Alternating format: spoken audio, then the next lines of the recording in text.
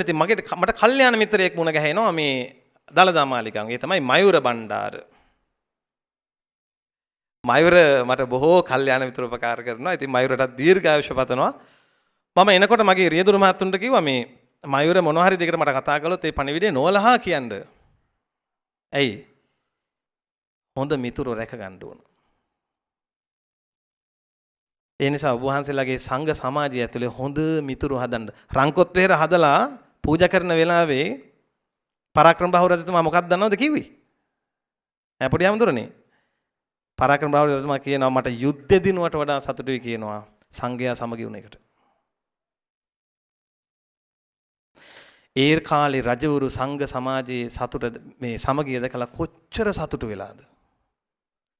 සද්ධාතිස්ස රජතුමා අපේ ආමඳුරනේ කටින පින්කමක් කරනවා. ඒ වස් මාසෙ 3 ඒ මාස 3 එතුමා සිල් ගන්නවා. ඊළඟට තව සමහර රජවරු ඉඳලා තිනවා කටින 30 ගාණක් කරපු 20 ගාණක් කරපු. අද මේ එකෙක්වත් කටිනයක් කරන්නේ නෑනේ. මං ඇත්ත කියන්නේ. අපි මේ අනේ මේ අපේ මිනිස්සු කියවට හරියන්නේ නෑ. මහ පොළොවේ මිනිසා මහ පොළොවෙන් උපන් මිනිසා. ඉතින් මේ පොළොවේම තමයි කටින පින්කම් ටික තියෙන්නේ. කරන්න ඕන. ඒවට රාජ්‍ය අනුග්‍රහය දෙන්න ඕන. එහෙම එපැයි මේ ශාසනය පවත්වාගෙන යන්න. මේ තව විනාඩි 4ක් තියෙනවා. එපා වෙලා ඉතින්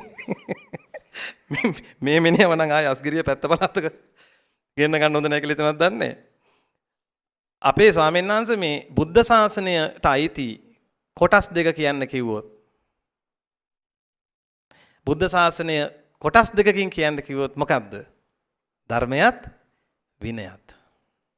ඒකනේ පළමු ධර්ම සංගායනාවේ ආනන්ද මහරහතන් වහන්සේ ධර්මයේ සජ්ජායනා කරලා උපාලි මහරහතන් වහන්සේ විනය සජ්ජායනා කළේ. එතකොට මේ ශාසනයේ ආයුෂ ඔය කරුණු දෙක මත තීරණය වෙනවා. යම් තැනක විනය පිරී ගියොත් එතන බුද්ධ ශාසනය නෑ. විනය පිරී යනවා කියන්නේ විනය කඩ නොවී පවත්වා ගැනීම නෙමෙයි. වැරදි කුණින් අල්ලන්න එපා. විනය කඩ වෙනවා. හෙලි කර නිවැරදි විය යුතුයි. ඒකට තමයි විනය කර්ම තියෙන්නේ.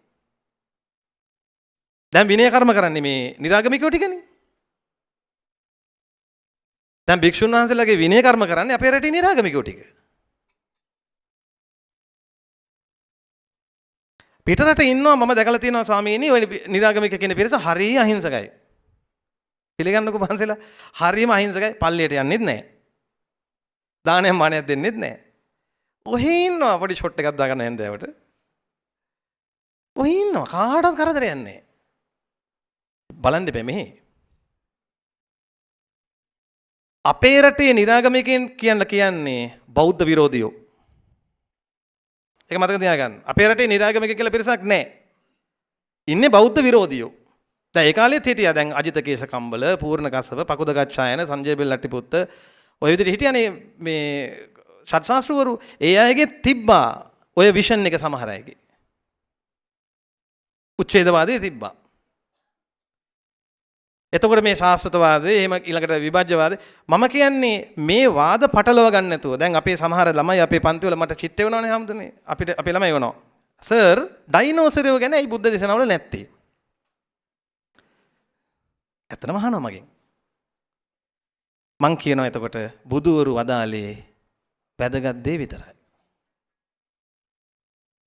දැන් බුදුරජාණන් වහන්සේ ඩයිනෝසර වර්ග වදාල්ලා කියලා අපිට මොකක්ද ප්‍රයෝජනයක් තියෙනවද?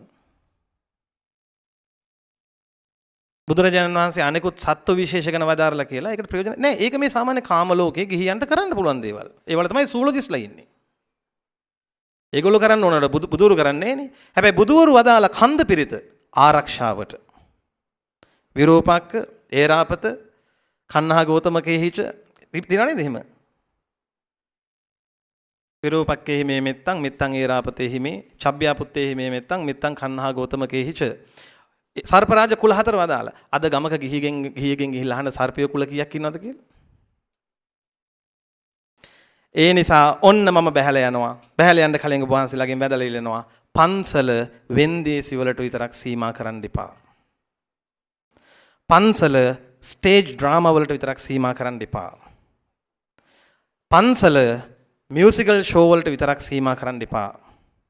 ස්වාමීනි පන්සලෙන් ධර්මය දෙන්න.